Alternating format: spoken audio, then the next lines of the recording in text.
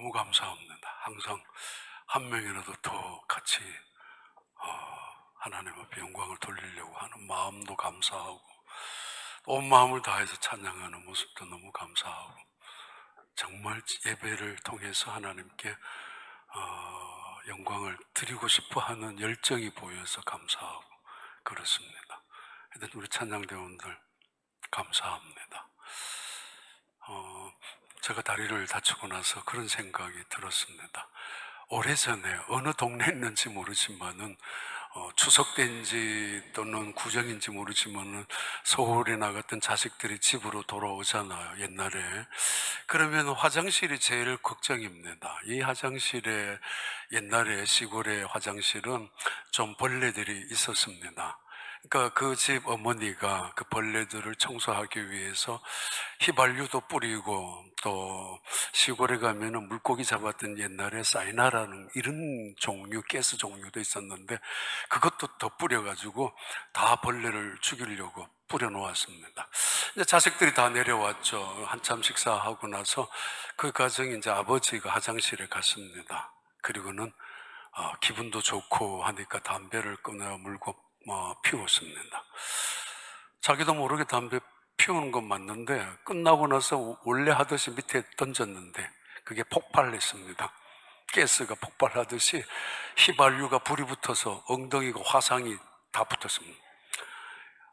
그분은 장로님이셨다고 온 교회 소문이 다 났습니다. 그래서 장로님이 다쳤으니까 화상을 입었으니까 병원에 신방은 가야 하잖아요. 근데 사람들이 병원에 신방을 가서도 웃고 돌아오면서도 웃고, 이건 뭐 엉덩이가 화상이 났으니까 달아나왔습니다. 그러니까 그 교회 한참 동안 이런 인사가 있었대요. 집사님 봤어? 뭐? 병원에 가서 그 화상을 기부스를 해가지고 달아놓은 거 봤냐고. 담배 피우지 맙시다라는 캠페인입니다. 특히 장로님은 담배 끊어야 된다는 캠페인입니다. 그래도 저는 이 기부스 다리니까 얼마나 다행이잖아요. 너희는 너희 하나님 여호와를 바라보라. 이사야 40장에 시작하면서 시작했던 복음의 시작의 말씀입니다. 너희 하나님을 바라보라. Behold your God. 이 말씀은 세상을 향했던 어떤 기대도 이제는 다 잘라버리고 오직 하나님만을 기대하는 마음으로 하나님께 포커스를 가지고 집중하라는 말이죠. 세상에 산만했던 모든 것들을 다 끊어버리고 여호와를 바라보라. 그 하나님이 여기 계신다. Your God is here. 바로 여기 계신다고. 이 말은 너의 하나님을 너의 마음속에 두라고. 이 세상에서 가장 소중한 보석보다도 더 귀중한 것으로 네 마음속에 하나님을 두고 살아가라는 말이죠. 쓸데없이 이것저것 마음속에 가슴판에 담고 쓰레기통 만들고 살지 말고 하나님을 담아두고 살아가라는 그런 의미가 내 하나님을 바라보라 라는 말입니다. 내 하나님을 바라보라. Here is your God. 바로 여기에 너의 하나님 있지 않느냐. 이 말의 또 다른 의미는 주님을 가까이 하라는 말이죠. 주를 가까이 하라고. 세상과 가까이 하면 할수록 세상을 닮아가죠. 당연합니다. 물질을 가까이 하면은 점점 물질 속에 빠져듭니다. 자신도 모르죠. 그 재미에서 어느 순간 빠져나올 수가 힘든 것이 사실입니다. 우상을 가까이 하면 점점 우상을 섬기는 사람이 될 수밖에 없습니다. 은혜를 아는 사람과 가까이 하면은 은혜를 배우게 되고, 감사를 자주 하는 사람 옆에 있으면은 자기도 모르게 감사를 하게 되고 배우게 되고, 겸손한 사람 옆에 있으면은 왠지 자기가 교만한 것이 자꾸 드러나게 되는 부끄러움을 느끼게 되지 않습니까? 주님을 가까이 하는 것, 이 주님을 가까이 한다라는 한 걸음 한 걸음, 바로 이것이 주를 바라보는 신앙의 태도이고 주를 바라보고 살아가는 사람의 신앙의 모습입니다. 이렇게 시작했었던 이사야 선지자의 열전, 오늘 벌써 한 3개월째 계속되고 있습니다. 너희 하나님을 바라보라. 그가 이렇게 말씀합니다. 보라, 내가 새 일을 행하리니 보라. 내가 새 일을 행하리라. 광야에 길을 낼 것이고 사막에 강물을 낼 것인데 너희들은 그 길을 걸어갈 것이요 너희는 그 물을 마시게 될 것이라고. 하나님의 약속이고 하나님의 선포입니다. What you think for you things, 새로운 것을 보라고, 제대로 보라고, 주의해서 각성해서 보라고. What I'm going to do, 내가 무슨 일을 할런지 똑바로 바라보라고. 내가 어떤 일을 하고 있는지, 혹은 이미 그 일이 시작이 되었습니다. It is happening already. 하나님이 하시고자 하시는 새로운 일은 이미 시작이 되었고, 그러면 you can see, 여러분은 볼 수 있다라고, 그 하나님을. 그러면서 말씀합니다. What I am doing now, 내가 일하고 있다고. 없었던 길이 열리게 되는 거, 새 일이기도 합니다. 그러나 똑같은 길이라도 의미 없이 걸었던 길과 다르게 새로운 의미를 갖고 걷는 길, 주님과 함께 걷는 길, 그것이 바로 새 일일 것입니다. 어제와 똑같이 마시고 먹었던 음식이라 할지라도 아무런 의미 없이, 감사 없이, 겸손함조차 없이 마셨던 물이라고 오늘 하나님의 은혜, 물 한 방울이라도 마시는 그 물하고는 전혀 다를 것입니다. 하나님께서 말씀하시는 약속, 너희들이 사막의 강물 속에 새 물을, 내가 내는 새 물을 마시게 될 것이라고. 그래서 너희들은 새 노래를 부르게 될 것이라고 이렇게 말씀하셨습니다.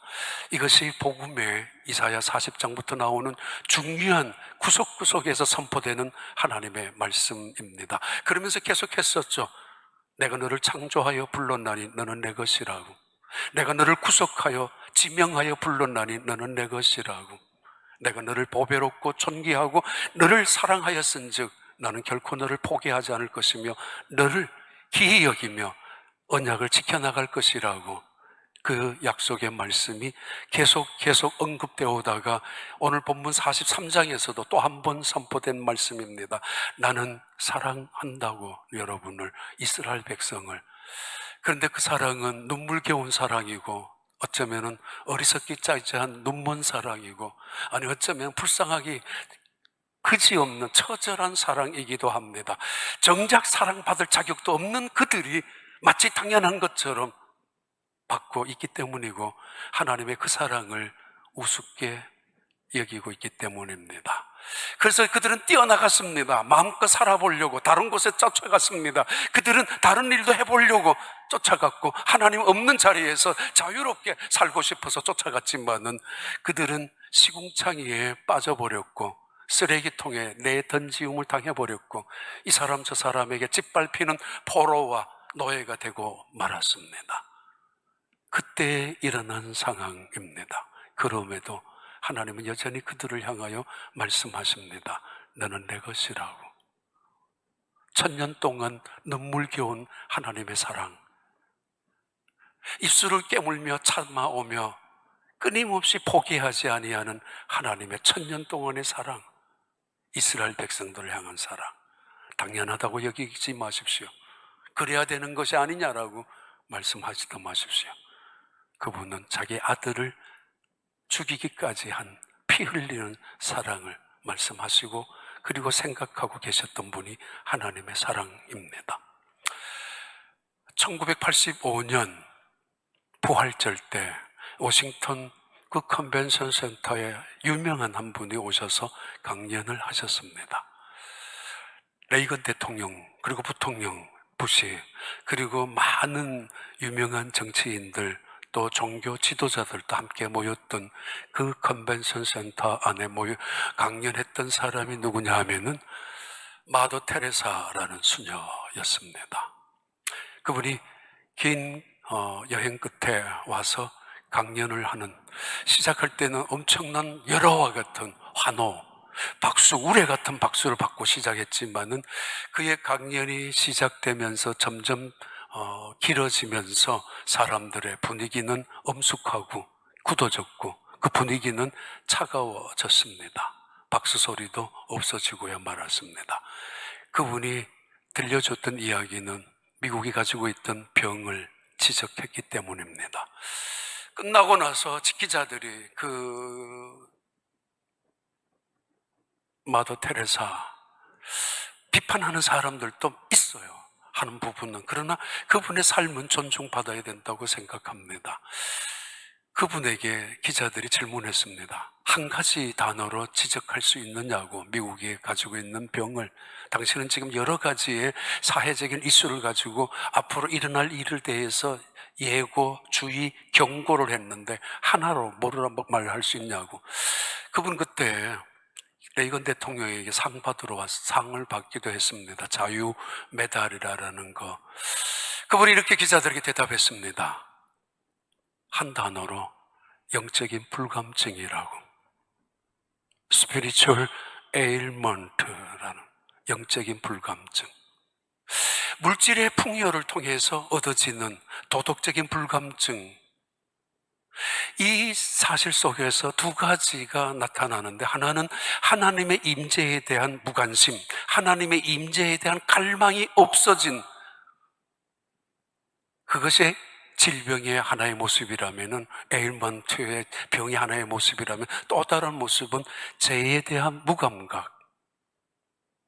사람이 없고 무엇이든지 좋은 거 다 할 수 있고 가질 수 있는 이 자본주의, 더군다나 미국 사회 속에서 팽배해 나가고 있는 여러 가지의 잘못된 이슈에 대해서 그것이 병이라고 지적을 하기도 했습니다.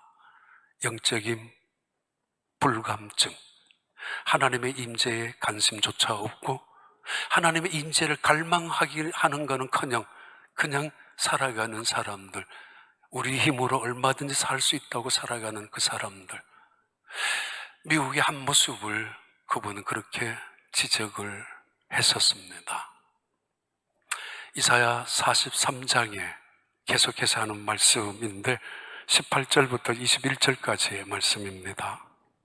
너희는 이전 일을 기억하지 말며 옛날 일을 생각하지 말라. 보라, 내가 새 일을 행하리니 이제 나타낼 것이라. 너희는 그것을 알지 못하겠느냐? 반드시 내가 광야의 길을, 사막에 강을 내리니 장차 들짐승 곧 승냥이와 타조도 나를 존경할 것은 내가 광야의 물을, 사막의 강들을 내어 내 백성 내가 택한 자에게 마시게 할 것임이라. 이 백성은 내가 나를 위하여 지었나니 나를 찬송하게 하려 함이니라. 하나님의 선포, 이 말씀은 그들이 시궁창에 빠져 있었을 때 하신 말씀입니다. 깨어진 채로 이제는 더 이상 쓸모없는 단계로 쓰레기통에 버려져 있는 그때였습니다. 상한 갈 때였고 누구도 쳐다보지 않는 꺼져가는 등불이었고, 불이 아니라 그 그릇만 올라가게 하는, 그래서 자기도 괴롭고 다른 사람들도 괴롭히는 그런 민족, 그런 상태에 있는 그들에게 하나님이 하신 말씀입니다. 내가 새 일을 행한다고, 그리고 행하고 있다고 보라고. 그래서 너희들이 새 노래를 불러야 된다고. 근데 사실 그들은, 하나님께서는 그들의 입에게 새 노래를 부르기를 원하셨지만은 그들의 입에는 새 노래가 아니라 탄식이었고 원망이었고 불평이었습니다. 여전히 그런 그들에게 하나님이 이런 말씀을 하십니다.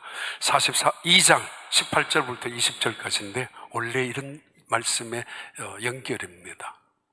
너희 못 듣는 자들아 들으라. 너희 맹인들아 밝히보라. 맹인이 누구냐? 내 종이 아니냐? 누가 내가 보내는 내 사자같이 못 듣는 자겠느냐? 누가 내게 충성된 자같이 맹인이겠느냐? 누가 여호와의 종같이 맹인이겠느냐? 내가 많은 것을 볼지라도 유의하지 아니하며 귀가 열려 있을지라도 듣지 아니하는도다. 하나님은 지금까지 그들을 사랑하시면서 하나님이 참아오셨죠. 그들이 범죄하는 순간에도, 우상을 섬기고 있을 때에도, 불순종할 때에도 기다려왔고 선지자들을 통해서 계속 들려주었는데 그들이 듣지를 않았습니다. 결국은 내 동댕이 치고 버려진 그들의 존재 앞에 하나님께서 다시 말씀합니다. 너희들 내가 그때 보게 했지 않느냐고. 듣게 했지 않느냐고. 너희들을 깨닫게 하도록, 너희들이 들을 수 있도록 내가 이런 재난, 이런 재앙, 이런 징계, 이런 심판을 해주었는데 너희들은 어찌하여 보지도 못하고 듣지도 않으려고 하고 있느냐라고. 세상에서 무서운 거 있죠. 눈에 베이는 것이 없다고 하는 사람들. 그래서 어느 순간 불행을 겪게 됩니다. 봐야 될 순간에 보지 못하고 눈먼 맹인처럼 난 그때 못 봤다고 그래 둘러대면서 변명하기도 합니다마는, 그러나 어느 순간 하나님께서 봐야 될 순간에 보도록 눈을 뜨도록 우리에게 때로는 징계와 심판을 하셨는데도 그들은 끝까지 감고 있었습니다. 하나님을 바라보지 아니하고 오히려 세상을 바라보고 세상 속의 엉뚱한 우상을 바라보면서 왜 하나님은 저런 우상보다도 못하느냐고 탄식하고 있었던 그들이었습니다. 때로는 하나님이 우레 같은 천둥소리로 그들에게 들려주셨습니다. 깨달으라고, 유의해서 보라고, 주의해서 보라고. 오늘날 왜 이런 일이 일어났는지, 너 주변에 이런 사고가 왜 터졌는지, 오늘날 온 세상에 왜 이런 재난이 나타났는지 똑바로 정신을 차리고 유의해서 보라고. 누가 창조주이고 누가 구원자이고 누가 너희들의 하나님인지를 똑바로 정신을 차리고 다시 한번 보라고. 그리고 너희들이 무엇을 잘못했는지 한번 깨달아 보라고. 그렇게 말씀합니다. 나이가 들었다고 다 지혜로운 것은 아니죠. 나이가 먹으면서 지혜롭게 살아가야 합니다. 많이 배웠다고 다 훌륭한 사람들이 되는 건 아닙니다. 지식이 많다고 교양도 뛰어난 사람들도 아닙니다. 겸손하고 그런 사람 더더구나 아니죠. 오랜 신앙생활 하면서도 그래서 은혜 속에 겸손한 사람들이 되어야 하지만은 그렇지 못할 때도 있습니다. 수없이 많은 재난을 당하면서도 깨닫지 못하고 살아가는 거, 대지 앞에 진주라고 그러지 않습니까? 하나님은 지금 그 말씀을 하고 계십니다. 너희들에게 내가 얼마나 많은 것을 보여주지 않았느냐. 교훈을 가르치기 위하여, 너희들의 유익을 위하여, 깨닫게 하기 위하여, 돌아서게 하기 위하여, 너희들이 정신 차리게 하기 위하여 얼마나 너희들에게 가까이 다가오게 하지 않았느냐라고. 하나님이 그렇게 보일 때마다 정작 하나님에게 멀어져 있던, 등을 돌렸던 사람들은 쫓아올 때가 있습니다. 하나님을 만났던 감격과 회개하면서 돌아올 때가 있는데, 정작 하나님 곁에 머물러 있는 사람들, 있었던 사람들, 그들은 하나님을 만나는 기회를 박차할 때가 있고 하나님의 그 음성을 오히려 무시할 때가 있습니다. 차라리 멀어졌으면 말이에요, 오히려 좋았을 텐데. 이사야 43장 8절 봐요. 눈이 있어도 보지 못하고 귀가 있어도 듣지 못하는 백성을 이끌어내라. 그리고 11절 14절. 나 곧 나는 여호와라. 나 외에 구원자가 없느니라. 내가 알려주었으며 구원하였으며 보였고 너희 중에 다른 신이 없었나니 그러므로 너희는 나의 증인이요 나는 하나님이니라.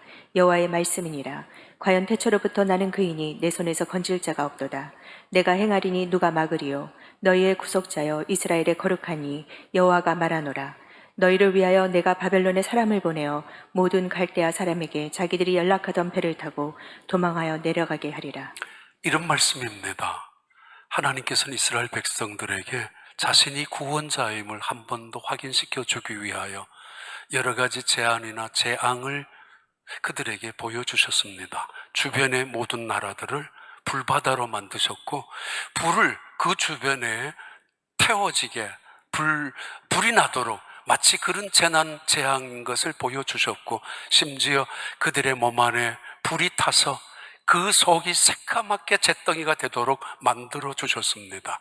교훈을 주기 위하여, 깨닫게 하기 위하여, 그들에게 여호와를 바라보도록, 그리고 그 고난 속에서도, 그런 재난 속에서도 여전히 새 일을 행하시는 하나님의 새 일, 그 역사를 체험하도록 위해서 하나님이 역사하셨다는 것입니다. 고난이란 어떻게 해석하느냐에 따라서 내가 불행해질 수도 있고 내가 하나님 앞에 다시 일어설 수도 있습니다. 그리스도인의 지성이란 고난을 해석하는 힘을 말합니다. 하나님의 마음으로 하나님의 눈으로 내가 당하는 고난, 내가 당하고 있는 아픔을 해석하는 것, 그래서 결국은 하나님의 선하신 뜻을 이루어가는 것, 그것이 그리스도인의 지성이라면은, 그리스도인이 가지고 있는 영성이란 이 고난 속에서 견디는 힘, 고난을 극복하는 지혜, 고난 속에서 버텨나가는 소망, 그것을 영성이라고 합니다. 자주 쓰러지고 변덕 부리며 넘어지고 포기하고 좌절하는 것이 아니라, 영성이란 이 고난 속에서도 선하신 하나님의 섭리를 믿고 이겨나가며 선하신 하나님의 뜻을 깨닫고 그 교훈을 받아가며 겸손을, 그리고 순종을, 진실을 깨달으면서 하나님 앞에 돌아가서, 그래서 희망을 가지고 일어서는 것, 그리고 견디어 나가는 것, 기쁨으로 소망을 가지는 것, 그것을 그리스도인의 영성이라고 부를 수 있습니다. 아무튼 하나님은 이스라엘 백성들에게 말씀하십니다. 내가 새 일을 행하고 있다고, 새 일을 행할 것이라고, 그리고 너희들은 내가 새 노래를 부르기 위하여 지음받은 존재라고, 여전히 나는 너희를 사랑하고 있다고, 그들이 버려진 존재로 이제는 쓸모없는 존재로 떨어져 있다 할지라도 하나님은 포기하지 아니하시면서 그들을 끌어안으시고 씻어주시고 품에 안으시면서 잔치를 벌이시듯 하나님은 말씀하시고 계십니다. 그런데 새로운 반전이 나타나는데, 이사야 43장 22절부터 24절까지 오늘 본문이죠. 아주 중요한 반전입니다. 그러나 야곱아 너는 나를 부르지 아니하였고 이스라엘아 너는 나를 괴롭게 여겼으며 내 번제의 양을 내게로 가져오지 아니하였고 내 제물로 나를 공경하지 아니하였느니라. 나는 제물로 말미암아 너를 수고롭게 하지 아니하였고 유황으로 말미암아 너를 괴롭게 하지 아니하였거늘 너는 나를 위하여 돈으로 향품을 사지 아니하며 희생의 기름으로 나를 흡족하게 하지 아니하고 내 죄짐으로 나를 수고롭게 하며 내 죄악으로 나를 괴롭게 하였느니라. 그러나 내가 이렇게 사랑했는데, 그러나 내가 이렇게 참았는데, 여전히 지금도 참고 있는데, 그런데 너희들은 왜? 너희들은 이렇게 이야기하고 있죠. 너희들은 나를 부르지 않았다고, 그리고 오히려 나를 괴롭게 여겼다고. 처음부터 그랬습니다. 처음에는 물론 은혜를 사모하며 믿음으로 살려고 몸부림도 쳤고, 미국 처음에 이민생활 시작할 때만 하더라도 눈물을 흘리면서 밤낮으로 교회 다니고 그랬잖아요. 열심으로 봉사하는 거 기쁨이었고, 그때 그 힘이었잖아요. 그래서 자식들 다 키웠고, 교회가 없었으면 어떻게 했어요? 그런데 어느 때부턴가 그들은 나를 부르지 않았습니다. 찾지도 않았습니다. 왜냐하면 없어도 되니까. 하나님의 은혜 없어도, 하나님 도움 없이도 이제 이민생활 속에서 살아가는 거 알았고, 내 자식들 다 잘 살아가고 있고, 이제는 부족한 거 없으니까 은혜를 향하여 갈망하고, 주님의 도움 없이는 나는 죽겠다라고 야곱처럼 밤새도록 하나님과 씨름, 그 조상을 둔 자손들이지만은 그럴 필요가 없어졌습니다. 그래서 부르지도 찾지도 않았습니다. 그리고 오히려 그들은 하나님을 괴롭히는 자로 괴롭게 여겼습니다. 주일이면 또 주일이 왔어? 짐처럼 여겼고, 안식일에, 아니 안식일날 헌금까지 해야 돼? 이건 뭐야? 이 괴롭히는 것을 그렇게 여길 만큼 하나님의 은혜와 사랑에 대하여 그들은 이런 배반을 가지고, 이런 태도를 가지고 있었던 그들이었습니다. 우리 어렸을 때 부모님들 추수감사절, 맥주감사절, 성령 강림주일, 절기가 왜 그렇게 많은지 몰라요. 그리고 그때마다, 절기 때마다 헌금해야 하잖아요. 그러면 교회 가면은 목사님들이 광고 몇 번씩이나 해요. 맥주절기라고, 추수감사절이라고, 성탄절이라고, 감사헌금 특별히 해야 된다고. 그때마다 마음에 좀 부담도 되고 거부도 느낀 게 사실이에요. 왜 그러지? 그냥 저는 우리 교회는 거의 광고 안 합니다. 그냥 주부에 한 번 내면 끝이지만은 이건 절대 잘하는 것이 아니라고 봐요. 그러나 봐요. 우리 부모님들이 추수감사절을 앞두고 돈 없었어요. 여러 가지로 상황 속에서. 그런데 그때 대부분 우리 육성회비니 기성회비니 또는 수학여행 갈 때 돈을 내야 되는 게 많았어요, 학교. 근데 그 돈을 준비하고 있었을 텐데 그 돈을 대부분 학교 안 내고 교회에다 갖다 줄 때가 있었습니다. 기억이 납니다. 저희 어머니 돌아가시면서 성경책을 남겨두었는데 그 성경책을 제가 갖고 왔잖아요. 그 성경책 안에 봉투가 절기 헌금 봉투가 있었고 여선교 헌금 봉투가 있었습니다. 여선교 헌금 봉투는 월별로 체크하는 헌금 봉투였고 절기 봉투는 이제 앞으로 해야 되는 추수감사절 또는 맥추절 헌금 봉투가 있었습니다. 그들은 기쁨으로 여겼어요. 부담으로 여기지 아니하고 절기가 찾아오면은 진심으로 감사함으로. 왜냐하면은 지금까지 살아온 것이 하나님의 은혜였고 여기까지 나타난 우리가 존재하는 것이 하나님의 도움이었으니까. 다른 사람들도 다 그렇게 살아간다고 할는지 모르겠지만은 그러나 나만은 하나님의 은혜 없이는 아니었고 하나님의 도움의 손길이 없으면은 아무것도 아니었단 말이에요. 그러기에 그들이 하는 일은 날마다 광야에 길을 걸어가는 사막에서 강물을 마시는 새 일이었고 그들의 입의 기도는 그들의 예배는 날마다 새로운 찬송이었어요. 근데 이스라엘 백성들은 그들을 하나님을 부르지 않았고 그리고 하나님을 괴롭히는 자로 귀찮은 존재로 여겼단 말입니다. 더 나아가서 그들은 번제드릴 양을 끌고 오지도 않았고 끌고 오면서도 필요 없는 거 쓸데없는 양을 끌고 왔을 것이고 때로는 아예 이건 뭘 갖고 가져가냐고 양도 끌고 오지 않았고 유향품을 사지도 않았고 아니 하나님 앞에 나오면서 그들은 하나님 앞에 죄송합니다만은 경배를 드릴 공경해야 될 뭔가를 갖고 있지도 않았습니다.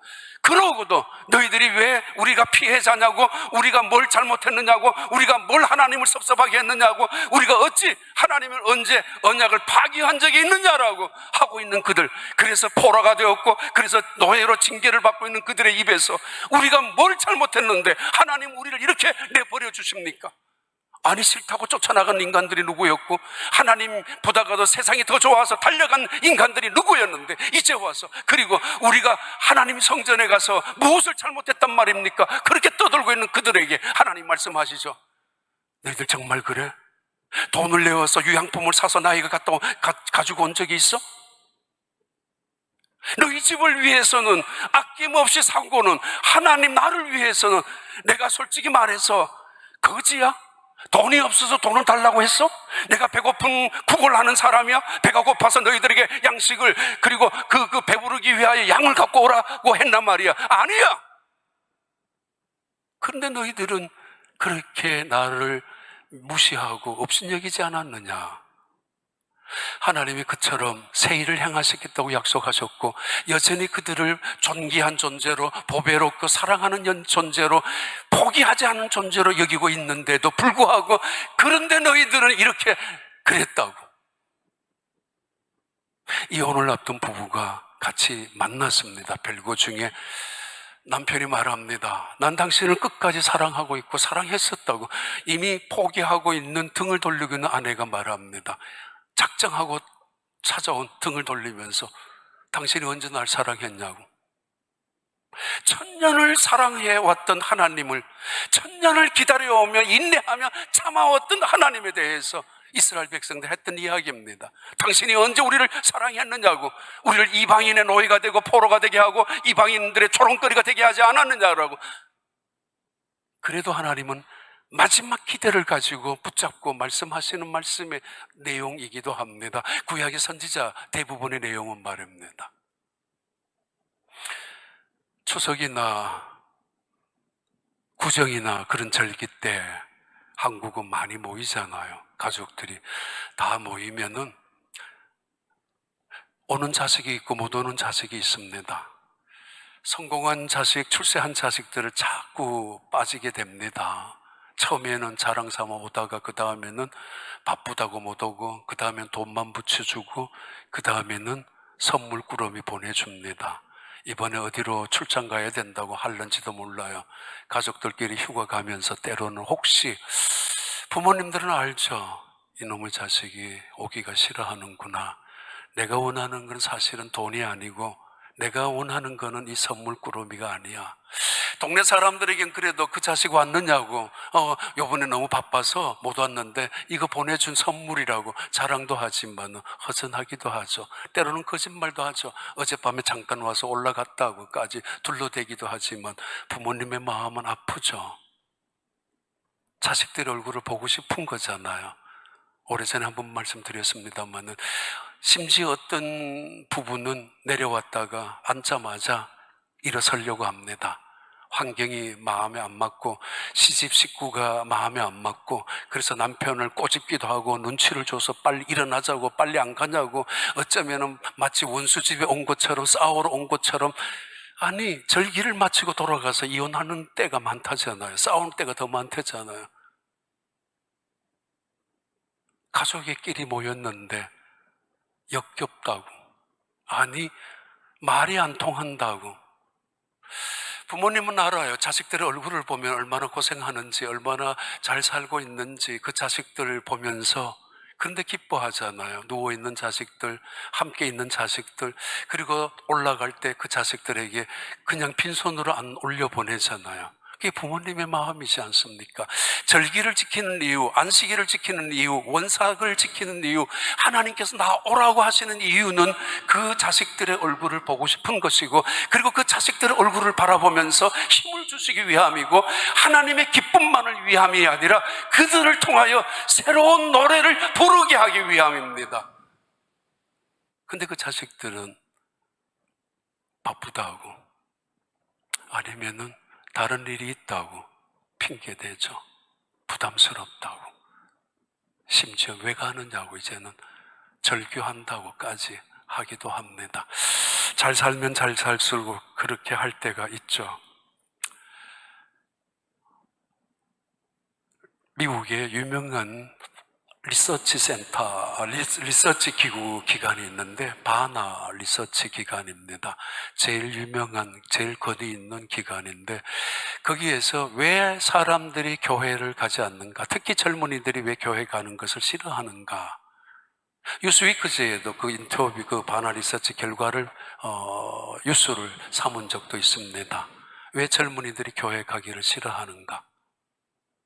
They don't show up at the church. 그들은 교회에 나타나기를 싫어합니다. Because they don't think God is showing up at the church. 하나님이 계시는 곳이 아니라고 생각하기 때문에, 하나님의 임재를 보고 싶은데, 하나님의 거룩하심, 하나님의 전능하심, 하나님의 은혜, 하나님의 역사하심이 교회에 나타나고 보여야 하는데 사람들만 보인단 말이에요. 프로그램만 보인단 말이에요. 무슨 행사만 보인단 말이에요. 일만 보인단 말이에요. 그래서 가기 싫다. 하나님의 임재가 없기 때문에. 교회, 성전에서 예배드렸던 이스라엘 백성들, 그들은 하나님의 임재는커녕 갈망조차 없었고 그냥 적당히 안식일만 때우고 살았던 그들, 오히려 하나님을 귀찮은 존재로 여겼던 그들, 당연히 그럴 수밖에 없잖아요. 하나님은 그들을 징계해야 했고, 그리고 심판할 수밖에 없었습니다. 깨닫을 수 있도록. 그래서 호세아 2장 8절부터 10절까지 볼까요? 곡식과 새 포도주와 기름은 내가 그에게 준 것이요 그들이 바알을 위하여 쓴 은과 금도 내가 그에게 더하여 준 것이거늘 그가 알지 못하도다. 그러므로 내가 내 곡식을 그것이 익을 계절에 도로 찾으며 내가 내 새 포도주를 그것이 맛들 시기에 도로 찾으며 또 그들의 벌거벗은 몸을 가릴 내 양털과 내 삶을 빼앗으리라. 이제 내가 그 수치를 그 사랑하는 자의 눈앞에 드러내리니 그를 내 손에서 건져낼 사람이 없으리라. 세상 사람들이 하나님을 떠나가고 하나님을 업신여겨도 하나님은 관심 없습니다. 사랑하지 않기 때문에. 하나님의 택한 백성, 하나님이 사랑하기로 작정하고 언약을 맺은 백성은 그렇게 하면 하나님이 그냥 두시지를 않는 것입니다. 남의 사람에게 간섭할 필요가 없잖아요.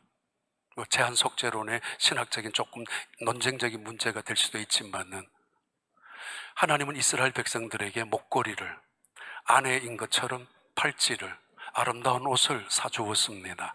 그런데 이 여자들이 다른 남자한테 쫓아갔고 우상한테 춤을 추고 있습니다. 그럼에도 하나님은 그 여자를 다시 돈을 주고 사왔습니다. 이것이 이사야 시대, 호세아 시대에 이스라엘 백성들이 하나님 앞에 하는 짓이었습니다. 누가 너희들에게 옷을 사주었고 누가 너희에게 목걸이를 주었느냐고, 아니 너희들이 마시는 포도주의 잔을 누가 마시게 할 수 있었느냐고, 이 포도원의 농사를 누가 짓게 했느냐라고. 근데 그들은 하나님을 잊어버리고 말았고, 아니 업신여기고 말았습니다. 그리고 세상을 향하여 쫓아갔던 그들, 새로운 반전이 다시 시작이 되죠. 그런 그들, 그렇게 하나님을 업신여기고 있는 그들에게 하나님의 진짜 복음이 선포됩니다. 이사야서 43장 25절 26절입니다. 나 곧 나는 나를 위하여 내 허물을 도말하는 자니 내 죄를 기억하지 아니하리라. 너는 나에게 기억이 나게 하라. 우리가 함께 변론하자. 너는 말하여 내가 의로움을 나타내라. 그럼에도 불구하고 그들이 여전히 회개할 기미가 없었고, 아직도 자신들이 잘못했던 것을 반성하는 기는커녕 오히려 불평하고 있는데도 불구하고 하나님이 먼저 복음을 증언하십니다.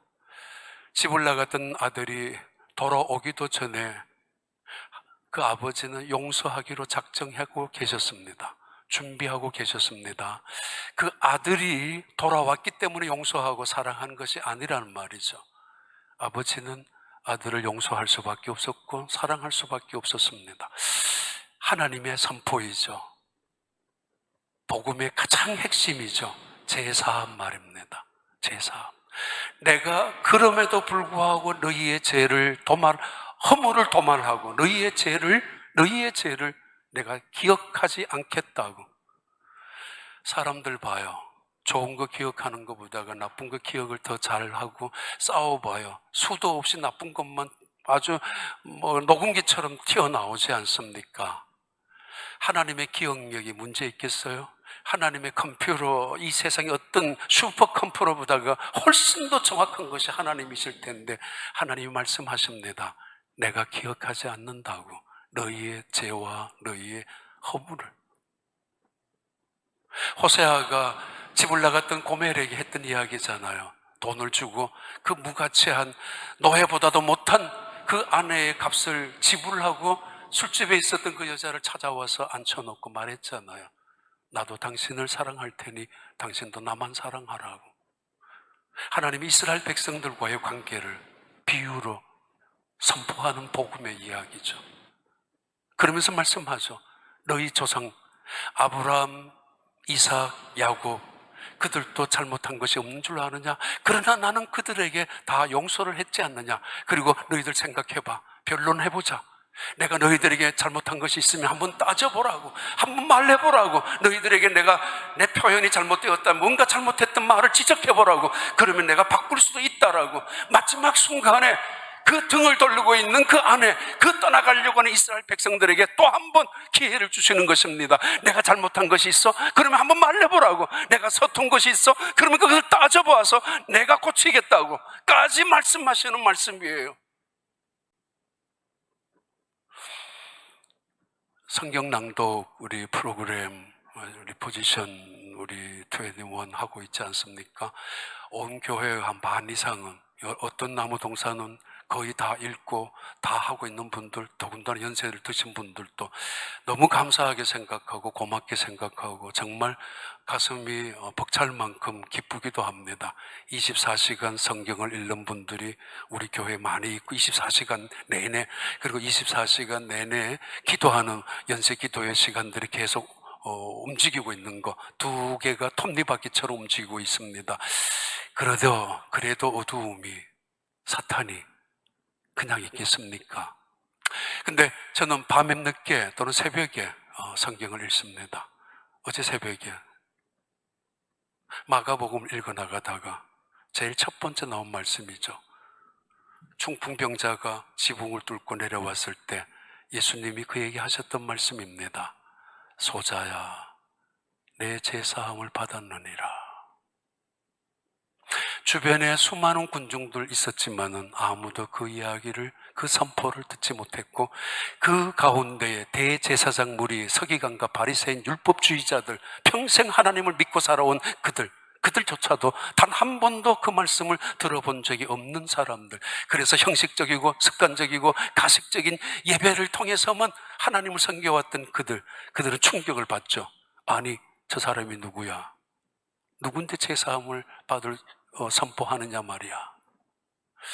예수님 말씀하셨습니다. 내가 제사함을 하는 것보다가 일어나라 라는 게 어느 게 더 쉬운 것 같으냐고. 다른 말로 바꾸면 우리에게 어느 말이 더 듣고 싶어요? 부자 되라, 건강해라, 잘 살아라, 오래 살아야 돼, 코로나 바이러스 이거 이겨야 돼, 너 끝까지 지키고 이겨라, 이 말 중요합니까? 아니면 소자야, 내 제사함을 받았느니라, 나는 너의 죄를 기억도 아니하고 너의 허물을 다 도말 바닷속에 던져버리고 지워버리고 태워버렸다고. 이 말씀이 더 중요합니까? 코로나 바이러스가 계속되고 있는, 또는 백신을 맞고 있지만 변이 바이러스가 계속되고 있는, 우리 혼란스럽게 살아가고 있습니다. 많은 사람들이 두려워합니다. 사실은 슬픈 이야기죠. 많은 사람들이 불안합니다. 이건 어떻게 보면은 우리의 연약함의 문제이기도 합니다. 어떤 사람들은 말하죠. 코로나 바이러스에 감염된 것보다 더 무서운 거 있다고. 내가 감염자라는 사실이 다른 사람들에게 알려지고, 심지어 슈퍼 감염자가 되었다는 사실이 다른 사람들에게 알려지는 거, 이건 무섭다고. 미국은 거의 그런 일이 없습니다. 감염자가 누구다라는 걸 찾아내서 또 어디서 감염이 되었다 추적해가지고 식당을 문 닫게 하거나 그런 일은 없잖아요. 저 뉴욕에 갔을 때도 식당마다 꽉꽉 차 있더라고요. 근데 중요한 거는 감염된 것보다 감염자 된 것이 더 두렵다라고 느꼈던 한국 분들, 또는 어떤 속에서 있겠죠. 원망이 있으니까. 그런데 이것보다 더 무서운 것이 있습니다. 죄입니다. 유럽에 홍수가 나서 수백 명이, 독일 같은 데는 200명 이상이나 죽었습니다. 그 굉장한 선진국가에서도. 그러나 죄는 떠내려가지 않습니다.